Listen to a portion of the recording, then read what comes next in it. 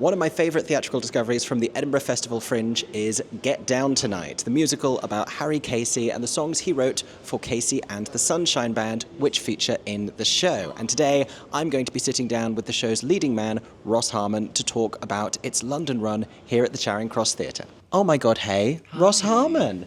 Hi, so nice to be here with you on a nice Sunday morning. Yes, you are ahead of a matinee show today, which I'm very excited to come and see. I've seen the show before, very excited to see your performance in it. Tell us a little bit about Get Down Tonight and how you came to the show on its London arrival. Yeah, so I mean, Get Down Tonight is in its essence the Casey and the Sunshine Band musical, jukebox musical with all of his amazing hits. It's not kind of a jukebox musical in a sense that you expect to hear about his story of how he became famous and this hit and that hit. Harry definitely wanted to do something different, and this is more an exploration of his friendships and the people that meant so much to him. And I love the fact that we're telling a story of friendship and how being human and being friends with different people teach you so much, and nothing's linear, nothing's easy. So we have to treat each other with kindness and do the hard things sometimes, have the hard conversations. So I love the fact that we're telling a story about friendship, accompanied by some of the most iconic tunes of a particular period of time. And on the subject of those tunes is kids younger than me know the songs, and for a song that was written now 50 years ago, multiple songs written 50 years ago, to be so timeless and iconic is so rare. And I said to Harry, what do you think makes a song timeless? And he said, joy. Joy we needed back in the 70s, and Lord knows we need some joy now. So I think that's what makes the songs timeless, is the kind of simplicity of the fact they are only about joy. Go on then, tell us some of the songs that people will know but won't necessarily realise were all written by the same person and are all in this show. Shake, shake, shake, shake, shake, shake, shake your booty. Get down, get down, get down, get down, get down tonight. Baby, give it up. What else? That's the way I like it. Please don't go. What's so nice is we've got all of those, the ones you expect to hear. And then Harry's also written quite a lot of new stuff in the last 10 years, which gets woven in as well. So it's kind of that really nice balance of songs you expect to hear and new songs, which feels fresh in a jukebox musical, where you kind of come to expect to hear the 20 hits, but here you've got kind of probably 15 and then 5 that you've never heard before, which has been really nice to sing those, because there is a certain expectation of the ones that everyone knows to how they're going to sound. So to sing songs that nobody's heard means that we can put our spin on it, and Harry's been very gracious about letting us do our thing, which is so nice. This is an awful lot of what I liked about the show is, there's been a lot of jukebox biomusicals, and they can start to feel a little bit formulaic with it's the rise to success. Oh, they're never going to get famous. Oh my gosh, they are. What do you mean? All of their money has got all of these things. And there is a degree more cleverness and nuance in this show, I think, and a beautiful sensitivity and sentimentality to it as well. And these lovely characters. And like you say, a really nice story ultimately about friendship and someone reflecting on the way they want to be remembered, but also the way that they want to remember and look back on their own life as well. And he's been very involved with 100%. The development of the show, and you've obviously had the chance to meet him. Yeah, I think sensitive, that you use the word sensitive, it's a really important thing. That was a really important thing for us in the process, because he's still alive. He's still kind of very involved he's still a performer, he's still touring. It's not like we're writing and doing a musical about someone who lived in the 1500s. This is so current and so relevant to someone who is very much still present. So we had to have that sensitivity around certain issues which for him are so vulnerable and so personal. But he is so wonderful, and still, like, I've got an unread WhatsApp from him last night, because obviously the time difference, so I'll take the time to respond to him later. But he's still so present in the show now and in our lives, and that's a really, really special connection for us as actors. When you get a script and you sign up to do a show, you don't kind of predict or expect that personal connection with someone who is so celebrated for good reason, and then to have a personal human connection with them is even more special. Yeah. Does it add to the pressure of it at all? Not only knowing that you're playing a real person who is still alive, but also then meeting them and sort of trying to take detail from that, or do you put that to one side? I've definitely tried as best I can to put that one side. I suppose the word sensitive comes to mind. I have to be sensitive to the fact that this is a real person, so I don't want to be a caricature. I don't want to be a version of him that is unfair or unjust, or also too real for him, that he can't compartmentalize and distract. But there was a pressure. I definitely just approached it the same way as I would approach any show. I got the script, I looked at the character, I saw their flaws, I saw their strengths, their weaknesses, and then you build on it from that. There's also a balance of, when you're creating a character, how much of yourself do you bring to the character versus how much is not yourself. And Harry and I are very similar in some ways. One of our first conversations that we had before I started rehearsals, he said, in the early days, I tried to do it all myself. And I thought, God, I really relate to that. And that there are just some things that we really, really resonate with on a human level. So it wasn't that difficult for me to lock in. But I do think I've crafted a version of Harry which feels really appropriate to the real human, but then also kind of dramatized enough that he was able to see it as my Harry versus not just a video recording of himself, I suppose. But Now, you've really arrived as a leading man in London musical theatre. I want to talk about some of the shows and previous roles that have brought you here.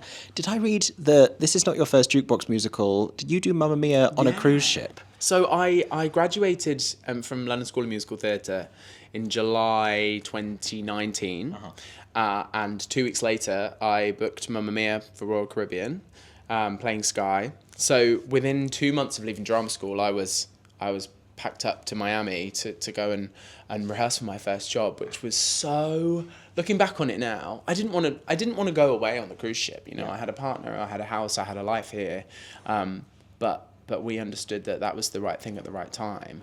And I learned so much on that job: what to do, what not to do, how to behave, how not to behave. And I'm so grateful that was my first experience making a script which is 20 years old, feel current. That was really, really interesting process to go through as a graduate, working with, especially with Mamma Mia being such a wide age range. That was a really, really valuable process as a graduate as well. So my first job was Mamma Mia, and that was. I look back on it so fondly. Obviously, that got cut short because we were halfway through the contract and COVID happened. I was going to say July 2019, sounding like a very fateful time to be entering the industry. Yeah. I'm thinking just logistically about wearing giant flippers on a stage that's technically moving. Yeah, the things that they can achieve on a cruise ship is mind-boggling. That we always do 2 shows. When you do a cruise ship show, we did Mamma Mia, and then we did one of Royal Caribbean's own shows, which was so much more dancey, and the singers sang and the dancers danced, but what they were doing with the aerial stuff was crazy.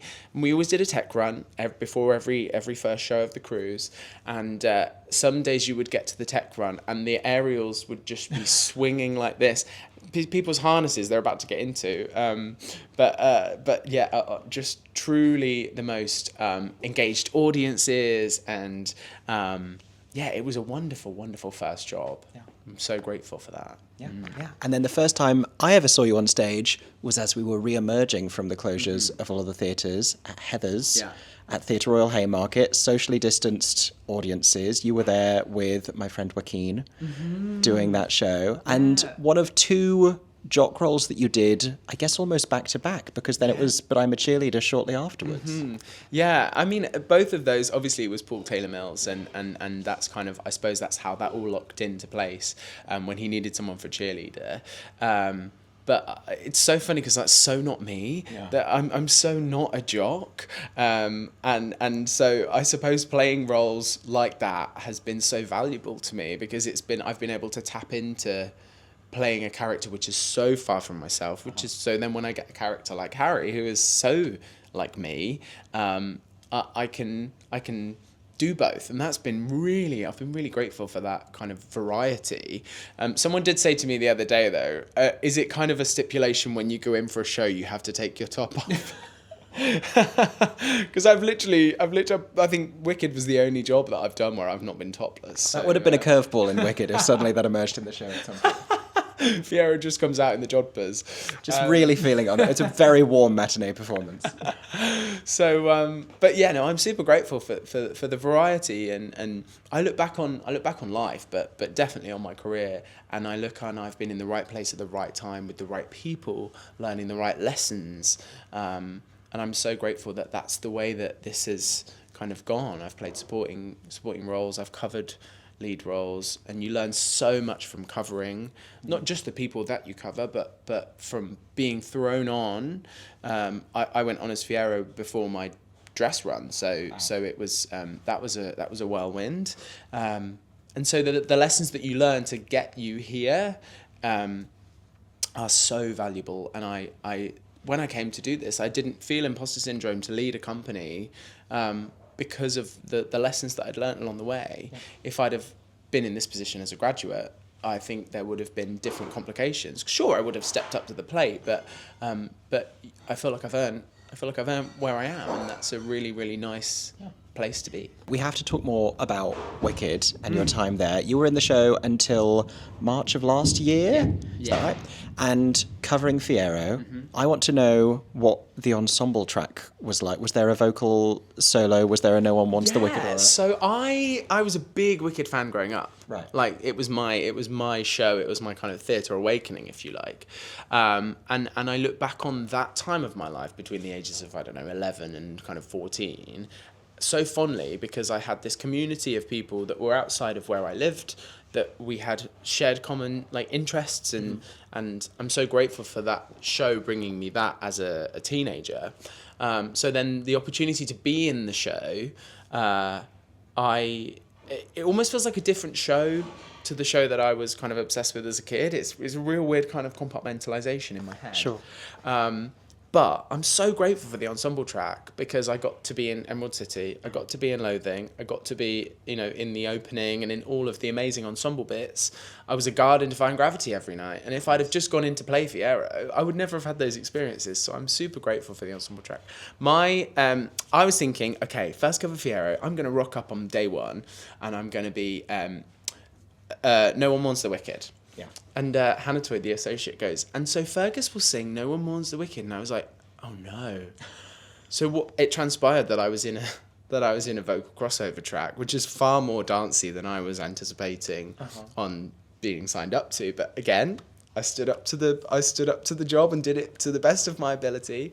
But mine was Glinda, is it true you were her friend? And defaming our poor wizard. Oh. That was my moment with the mustache. Yeah. The one that's almost a full sentence and not quite. Yes. The answer to Les Mis is and in a bed. Exactly. Yeah. But to be part of that show, particularly when the buzz, I was out of it by the time the first film came out, but it was on its way. Yeah, when the buzz started happening, and to work with that cast as well, like Alexia, I remember watching Alexia when I was, a teenager, and then for her to come back and triumphantly do what she did, and to work opposite her and to learn from her and to, be her friend, and that was a really cool kind of moment for me, and since kind of my journey of going from, I suppose, theatre kid to performer, it was a really cathartic thing for me to be in that show and to do that thing and see the children, the kids, the young adults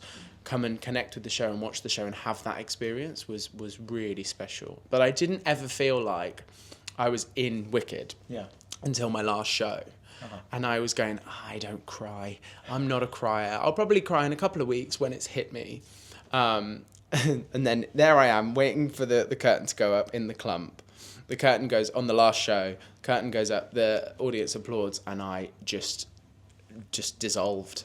I couldn't sing anything in the opening, and I was thinking, God, I've got to talk in a minute. So I was just like, Glinda's a true her friend. But that moment of wow, I did that. I've done that. Didn't hit me until the last show, and I'm so grateful for the journey and for what I learned and for the friends that I made on that job who are still my best mates now. It's it was really special for me. Was Alexia Elphaba the first time that you went on as Fiera? Who was my first? I think it was Amy Webb. Oh, okay. Because she ended up being my first show and my last show. Oh. And now, me and Amy are still really close mates now. But to then be part of, because Amy had such a long journey with that show. So then to be on for Fiera for her last show was a really wonderful thing, to do that for my friend. And there was a lot of kind of full circle closing of the circles on that job for not just me, but for a lot of cast members. It tends to be a show that people have a long journey with. So there's a lot of real emotional attachments for people in that show. Not just in that show though as well. There's a lot of emotional attachments for fans of the show. It's I don't understand how something can be such a phenomenon. Yeah. To so many millions of people. And then obviously I did the Hunchback concerts recently. So to sing to Stephen Schwartz was a really wonderful experience as well. And I got to meet him and bless him, he is the most gracious human. And Jonathan, the director, said, "Oh, Ross was in Wicked," and Stephen went, "I know, it's nice to see you." And I thought, if you do remember who I am, that's so like amazing, because he must see so many videos for approval and stuff. But if you don't, then you've just handled that situation very graciously, and that just shows who he is as a person and why he's been so successful. Would you go back to Wicked if they ever needed a full-time Fiera? Yeah, definitely. The door is definitely not closed. I was back on standby a couple of months ago, and I got a text the other day, but I was here, so I'm very grateful to still be in the, in the circle. Yeah. Petra, the was it associate? The resident in town. I think she's the associate, yeah. I don't know the titles. But Petra, there's only one Petra. She said to me, "The door never closes, darling." Yeah. And I thought, well, thank you so much, because that's a wonderful thing for you to say. Yeah. When there are so many people that could, so many talented people that could do the job. So it's I'm super grateful to still be in the loop. Well, they'd be very lucky to have you back. I'd love to get to see you as Fiera. Who was the first Elphaba you saw when you saw the show? I saw Edina 3 times in London. Yeah. I saw Edina once, but I was 11, and I remember Green and Defying Gravity and knowing that this was significant, but not having the understanding of why. Yeah, I think just the scale of it as well for something that in that period of time, 2006. I mean, the show, some of the people that work backstage have been there since it opened, and they do the same plot every day, and they're just the loveliest people that just keep the magic literally happening. But I think being in that theatre and the excitement of Edina coming over, that was I can't think of anything since then that's had quite the kind of longevity. It's a phenomenon that I would love a piece of that pie. I love a slice of that pie. Yeah. Now, from getting to spend time in a longer contract to something a little bit more short-lived, Shucked earlier in the summer at Regent's Park Open Air Theatre. I love that show. I loved the London production. I was so sort of surprised and intrigued and excited when it transpired that it was going to come over here and be outside. We were like, is this going to work? It makes a lot of sense. And it was so lovely. It was so charming. What was it like to be on that stage with all of the realities of doing it outdoors and that lovely company. Yeah, oh my goodness, what a lovely company. When I left Wicked, I kind of drew a line and said, I adore musical theatre, but I am a singer and I am an actor separately, and I'm quite happy to do some singing bits, do some acting bits, but musical theatre, I feel like I've done what I need to do. And then... That's the most cliche thing for any musical theatre actor to say. But then Shucked came into my inbox, and I just thought, well, I'll go and meet the team. I've not seen Jill since Jersey Boys ages ago, and Jill Green's the most wonderful casting director, and the team are gorgeous. And I went in and I really connected with the material, and we had the most hilarious dance audition where we were doing line dance around the piano. Like it was all from start to finish, just joy. And then to have assembled that group of people, even the tech team, like Sophie, the DSM, she's our DSM on this as well, and so I've got to do 2 jobs with her this year, and she's the most wonderful human. I keep saying the most wonderful human, but I am really, truly, this year I've been surrounded by, from Shucked and then this, just special people who love what they do, take it seriously enough, but not too seriously, and we just have a laugh. And that was Shucked, was coming from Wicked, where they have a formula that you learn and you deliver, and that formula works for them. Shucked was the opposite. Shucked said, yes, we've done this on Broadway, it's on tour at the minute, but we want to find it. We want to find the new version. We want to find your version. So all of that went out the window. I think the corncob kick line was about the thing that was the same, and then everything was authentic and fresh. And well, if that doesn't work, then let's try something different, which is so rare for a Broadway transfer. And then to do it outside was I think the absolute most perfect setting for that show. And for Regent's Park to do a Broadway transfer is rare. Yeah. Probably the first and maybe only time that we'll see that. And they took a risk, and I think the risk really paid off. I think the biggest compliment that you can get when someone comes to see a show from non-theatre people is when they go, I've booked to come back, because I've got some wonderful friends that don't do this as a career that will always support me, and I'm so grateful for that. But when someone texts you and goes, I'm bringing the girls from work, that is when you know it's really resonated with an audience who will come regardless because they want to support you. But for them to come back is a real testament to a show. And I think it's one of those shows that... do I think it has commercial appeal where someone off the street will go and see that over Les Mis? Probably not. And I don't think the team are... I don't think the writers... I love the writers. I don't think they would disagree with me. But the show wasn't created for that reason. Yeah. The show was created to tell a really honest, truthful story and make people laugh. And... it was created for joy and joy only, and that's really powerful. Yeah. It's nice, I think, to be able to be the show that can surprise an audience who don't necessarily know what to expect, because on the poster it's Corn. Yeah. And then even when I was telling people about the show when it was coming over here, they're like, you saw it in New York. What is Shucked about? I was like, it is Corn. Yeah. And it's really hard to be able to offer more than that. But then you go see a Les Mis, you go see a Wicked, there's all of this expectation of epic and huge and the icons that have been in it. But then... something like Shucked, you're sort of surprised by how delightful, how charming it is, the heart that it has. And I think that's probably true of a show like this as well, here at the Charing Cross. Yeah. I think Shucked is so unique in what it does, because there's no other show which I can think of, which is just one-liners after one-liners. And if you're not giving a one-liner, you're setting up the next one-liner. Yeah. But then the songs are not silly. So you've got this really silly script, but then these really truthful, heartfelt country kind of cemented in country is so expressive in its storytelling anyway. So you're kind of not desensitized. You're desensitized to the humor because the songs aren't stupid. So it's like this gorgeous kind of balance. Whereas something like Get Down Tonight, the expectation is absolutely there to hear the songs how you know them. So to go from Shucked, where people come with no expectation and they're kind of expectations are exceeded because everyone leaves with a massive smile on their face.